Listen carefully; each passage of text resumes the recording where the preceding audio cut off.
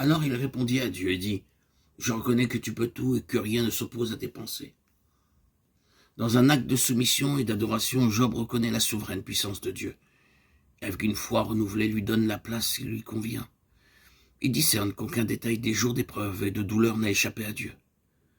Il en avait bien le sentiment, il l'avait dit, dans les instants durant lesquels sa foi reprenait le dessus. Maintenant, il le sait, de toute certitude. Il constate aussi que toutes ces lamentations, ces protestations, ces accusations n'ont pas empêché que Dieu se révélât à lui. Une fois le moment venu, l'Éternel avait attendu que la fournaise eût accompli l'œuvre qu'il se proposait. Il savait que la volonté de Job resterait fidèle, sans défaillance. Maintenant, derrière la dureté des discours de ses amis bien intentionnés, derrière la souffrance qui le tenaillait, et de jour et de nuit, et dans ces nuits sans sommeil, Job discerne la permission expresse de Dieu. Quel est celui qui a la folie d'obscurcir mes desseins? Demande encore l'Éternel. Alors Job confesse son ignorance. J'ai parlé sans comprendre de merveilles qui me dépassent et que je ne conçois pas. Job avait dit à Tsophar, « Je ne vous suis inférieur en rien.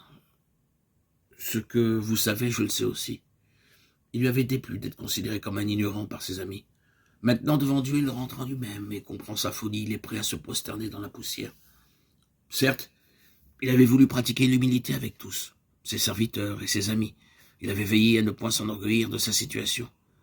Mais être considéré comme un ignorant dans les choses de Dieu par ceux qui en savaient moins que lui, cela, il n'avait pu le tolérer. Maintenant, il comprend les paroles d'Éliaou. Dieu retire à ses serviteurs toute activité pour empêcher qu'ils tombent dans l'orgueil et pour leur épargner de plus grandes afflictions dans le monde à venir. Affligé, humilié, Job demande à Dieu s'il veut bien l'écouter encore une fois. Et Dieu semble lui répondre avec les paroles mêmes qui ont commencé l'entretien. « Je t'interrogerai, tu m'instruiras. » Job lui dit, « Mon oreille avait entendu parler de toi, maintenant mon œil t'a vu. » Quel glorieux aperçu nous avons ici du cœur de Dieu.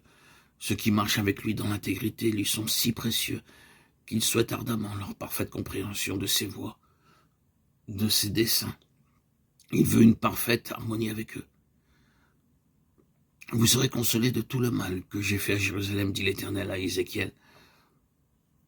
Vous saurez que je ne l'ai pas fait en vain.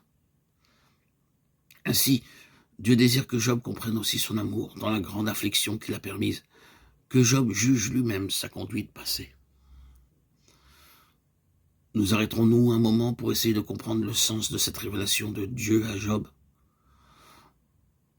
On considère ce livre comme plus ancien que le Pentateuque. L'Esprit divin doit s'être proposé un but spécial en veillant à sa conservation. Ne serait-ce point parce qu'il contient le récit de la première révélation de Dieu à l'homme après les jours de la chute. Par la suite, il se révélera comme plus près de l'homme jusqu'au moment où, les temps étant accomplis, se manifestera en son Fils le Christ Jésus, grâce auquel les exilés pourront retourner à leur Créateur. Nés de nouveau, recréés, ils deviendront fils de Dieu. À Job, Dieu se révèle comme la cause première, l'auteur de toute la création, laquelle repose sur lui.